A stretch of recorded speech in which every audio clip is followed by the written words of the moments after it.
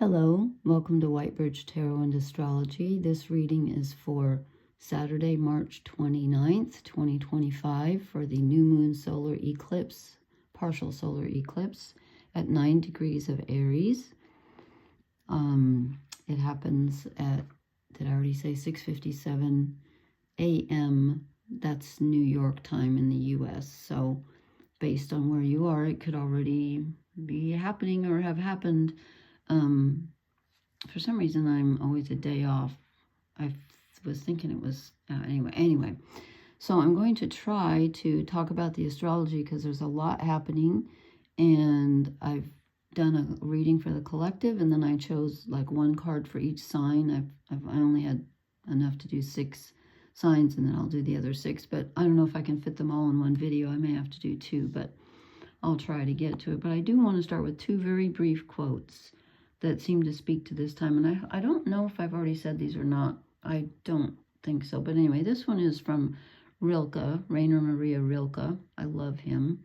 He said, "Let everything happen to you, beauty and terror. Just keep going. No feeling is final." That's good. A good message for this time. And then I think I might have read this before. Amanda Christian, she said, "If self-love and forgiveness ever got together, their baby would be freedom." I think I might have read that a couple weeks ago, but anyway, I think that's lovely. Self-love and forgiveness, yeah. Can't go wrong. Okay, so I'll try to be brief about this, but as I said, we have a new moon, 9 degrees Aries, so it's a partial solar eclipse, and it is basically, conjunct Neptune, which is at 29 degrees of Pisces. So he's in a different sign, but this is very karmic, last degree of the entire zodiac, and he moves into Aries tomorrow, which is really astounding, I think. Because it's been, what did I say, 184 years, 164 years, or whatever. It was 1861, I guess, last time he moved into Aries. I don't know when he left Aries last time, but he's been in Pisces since 2011. And when he finally gets settled in Aries, he's going to stay there until February of 2037. Now, he goes retrograde on August 31st of this year, heads back to 29 degrees of Pisces briefly, stays there till October 22nd of 25, and then starts going direct again, and then on January 26th of 2026, he's in Aries, and he's there for good.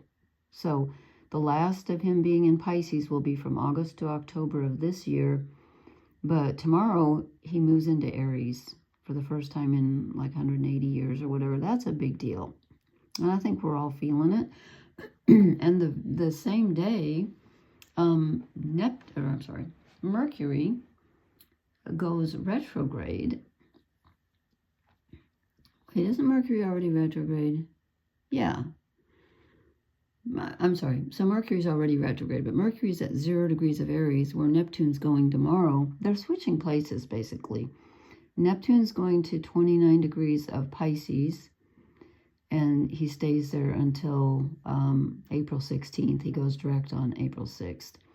And the other strange thing is that, where are we? Venus and Mercury, they're only 2 degrees apart right now because she's at 28 Pisces, and it's just they couldn't fit them all in. Look at all this. Look at all this Pisces, Aries stuff. It's just astounding.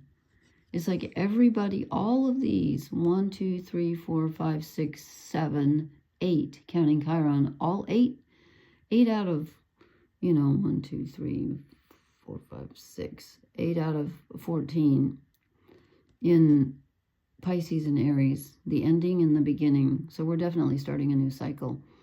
But Venus and Mercury are going to be together, moving together for quite a while. They're both retrograde, and they're so Mercury's he's at 0 degrees Aries. He's going to head back into Pisces. She's already in Pisces, going backwards, and they pretty much travel together until about April 16th. And Mercury goes direct on April 6th at 26 degrees of Pisces, And Venus goes direct on April 12th at 24 degrees. So they're very, very close that whole time. They stay together really till April 16th. And then when Mercury enters Aries, and then Venus enters Aries on April 30th, which is Beltane Eve, a Celtic holiday. So anyway, what does all this mean? And we have all these interesting aspects. Basically, okay, this is kind of rough energy in Pisces because we have Saturn, the god of karma, and of course Neptune being at the last degree of the zodiac is very karmic anyway. Things are closing out. We're getting ready for a massive change. And with Venus retrograde, we're reviewing relationships of all kinds, including with ourselves. So it's a very emotional time. You could feel very emotionally drained. The North nodes are here, meaning that our path right now is to stay in this emotional energy and go through this review and try to find a feeling of connection, spirituality, acceptance, faith, oneness. And Neptune, the ruler of Pisces, as I said, is at the last degree, and tomorrow moves into Aries. Or I'm sorry, not tomorrow, the 30th, Sunday. And this, I've said this before, but this new moon partial solar eclipse is at 9 degrees Aries, and that's where Mercury and Venus both went retrograde. That's the degree. So this is a very important degree. If you have that in your chart, if you know where that is, take a look and see what house it's in, see if you have any planets there. It's almost exactly conjunct my Venus. No, it isn't. No, it isn't. I take that back. It's trine my Venus. Never mind. Sorry. Anyway, I'm just feeling this energy, something huge. So we have this interesting trine energy between Mars in Cancer and Saturn and the North nodes, and to a certain extent Venus in Pisces here. Very emotional energy. Our bodies are feeling the emotion, and we're trying to reconcile the past with now, and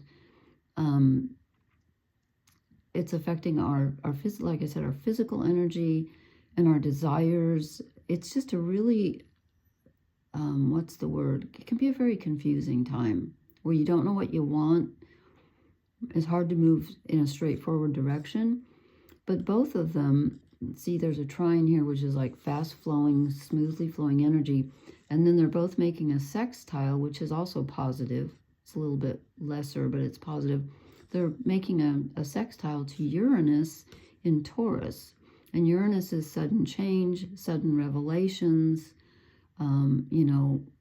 ideas coming out of the blue. This could be sudden things happening on a physical level because Uranus is in Taurus. So things can just all of a sudden change. But it's in a positive way because they're making a sextile. Thank goodness. Otherwise, it'd be kind of unnerving. But these energies are all working together. So our relationships and our path forward and our responsibilities and our boundaries and our reality, our physical reality and our bodies, we might be tired, but something is working for our greater good. We have two negative aspects: our physical energy, which also rules our sexuality, and to a certain extent our spirituality. Mars, he's in a square aspect exactly with Chiron, the wounded healer, in Aries. So we're working with our sense of self-worth for sure, based on, past relationships, based on our connection with ourselves. There's some uncomfortable, there's big changes going on, but we're definitely working on healing, both on a physical level and an emotional level. And again, with self-worth is and self-identity are big issues here. And we have another square between Black Moon Lilith, who is the shamed part of ourselves that we've kind of tucked away, especially feminine, which means receptive areas of our lives. And it could even be things that represent the feminine. She's in Scorpio, which is ruled by Pluto. So, deep, deep unconscious. This is the personal unconscious. And she's ruled by Pluto. She's just entering Scorpio. And so anything to do with like feeling ashamed or, you know, like really tender parts of ourselves, intimate issues with intimacy, that's squaring Pluto, who rules the sign that she's in. So it's kind of a power struggle between this part of ourselves that we've hidden away, that, you know, would like to be seen at this time, would like to be not seen so much in Scorpio, but understood at this time, would like some union with us, is in a power struggle with the ruler of Scorpio, Pluto, who's in Aquarius. So there's something to do with the collective consciousness, the areas in which we've been shamed that just aren't accepted on a collective level. We're struggling with that too. And the south nodes, which are, you know, where we've already been, where we're pretty comfortable, they've been in Virgo for a while now, but this is what we're kind of supposed to be lessening a little bit and moving more toward the Pisces energy. So there's, you know, anyway, so that's what's going on. Jupiter's still in Gemini, right smack dab in the middle. And he's kind of, I didn't really figure the angles actually. He's kind of actually pretty much, he's about 6 degrees from being sextile to the new moon. So it's pretty good. Jupiter's supporting us. Our thoughts are supporting us, but it's kind of tough with all this emotional energy and all this fire energy. It's kind of hard to get our thoughts in order. But if we can have some optimistic ones. Okay, I hope that made sense. I didn't want to go on too long, but I just wanted to show you what was going on because, you know, this is, as Gemma would say, spiritual big jobs for sure. I need to think of my own title for that, but I haven't yet. Okay, so this is for everyone, and I asked, this is a cross of truth. So I said our overall energy, and 2 cards came out.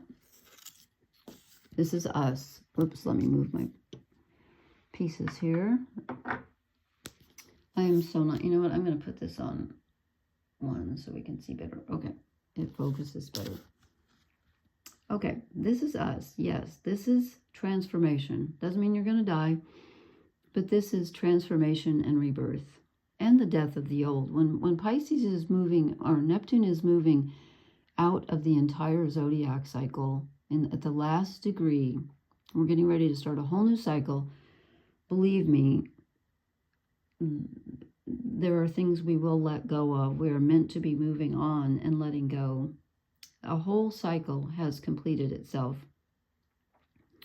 And we get to start over with something. Now, when Neptune's a slow-moving planet, so this is not going to happen overnight, okay? And you've probably been feeling it for a while, and you're going to feel it for a while. It's not going to be a fast overnight change.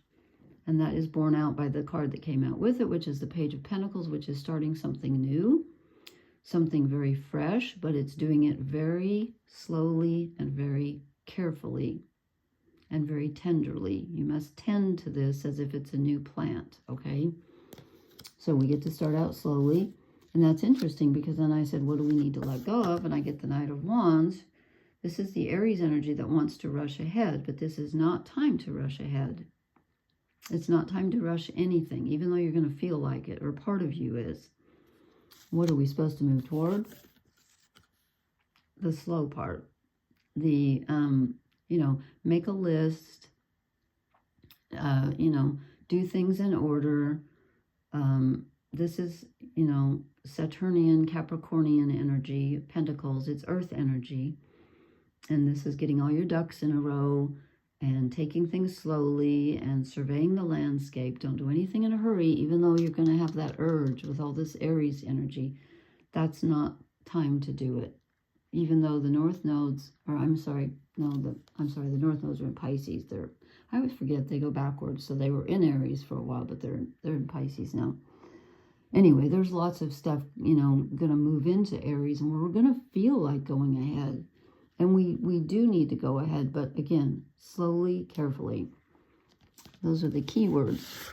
Then I asked, what's our challenge? And these two came out together. We get the King of Swords, which is being in control of your thinking, which is not going to be easy at this time. but it's going to be necessary. That's what we need to move toward. And the Six of Swords. So we need to move, we need to decide, you know, what do we let go of with this death of the old and birth of the new?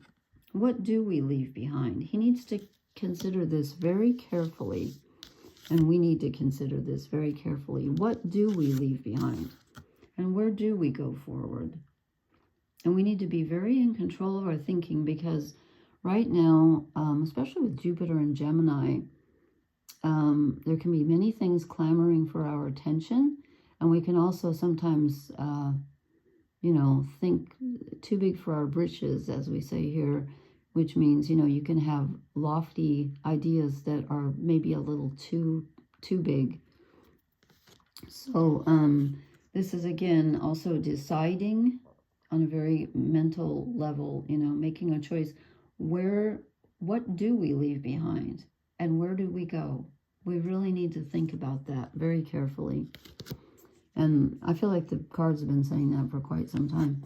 And then I asked what blesses us, and we get the Three of Cups. So we're going to have some reunions and some friendship and some emotional support, which we're going to need. And with Venus in Pisces, that's very good for connecting, but she's retrograde. And when did I say she goes forward?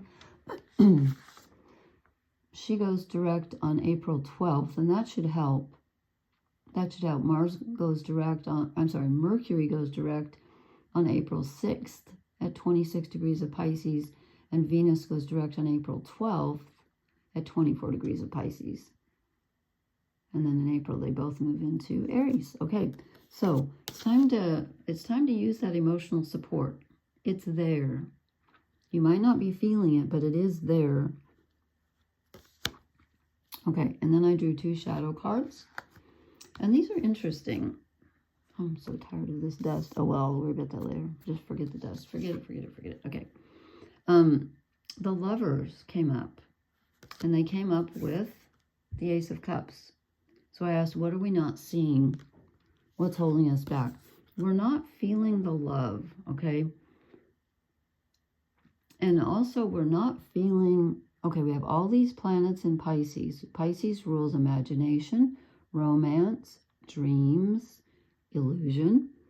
We're not feeling as imaginative and dreamy and romantic as we normally would with all of these planets in Pisces. And that's because, I think, because of the retrogrades, because Neptune is at the last degree, because we're all worn out. But with this new moon, I think we start to get our feet under us finally. But right now, I think you could be feeling rather lonely, and you're just not feeling that normal Piscean boost of imagination, I don't think. Romance, you're like, romance, I'm just not feeling it. But you will. And we're also not feeling, we're just not feeling emotionally charged, I don't think. I think we're very drained. This has been a lot of really heavy, retrospective, and difficult emotional energy. And we've had a lot of really big changes. And I think that's putting a strain on all of us. And so you might feel like your cup is kind of empty, but it isn't. It's about to get filled again. And actually it's full even at this time, but you might not be feeling it. I just think there's a lack, you know, a feeling of being disconnected from that, you know, nice part of ourselves that, like, you know, wants to be hugged in bed, or just, maybe I shouldn't go there. I'm just, you know what I mean? Like, you're just not feeling as connected as you should be with all this Pisces energy. So then I drew an animal spirit card, and I misread it. And I thought it said scared beetle spirit. I was like, we're scared. No, it's scarab beetle spirit. Can't talk tonight. Isn't that beautiful? I love that. Magic works through you. Yes. I know it may not feel like it right now because of the retrogrades and everything, but just wait. Give it a couple weeks. This is an astoundingly powerful time. It really is. And anytime you have a partial solar eclipse, especially in Aries, you're going to learn something about yourself. There's going to be a rebirth of self-worth, self-identity. You're going to start wanting to shine yourself, I think, very soon. Well, I can't even find the deck where oh, there we go. Okay, now it's been 20 minutes. Do I want to quickly go through the, as I said, I pulled, yeah, I'm going to quickly go through. I pulled 6 of the, or should I just stop it now and then? I can't decide. I'm indecisive at the best of times. I'll tell you what, I'm gonna stop and upload this because it takes so long when I make a long video. And then after that I post this one, I'm going to post a card by card pull for each sign for this time, okay? So we will call this is for the collective, but I think, you know, this is very collective energy with these outer planets. So, thank you so much for listening. Please leave me a comment. Please hit the like, share, and subscribe buttons. And I'm going to make another video. So I will see you soon if you choose to listen. Blessings. Good night.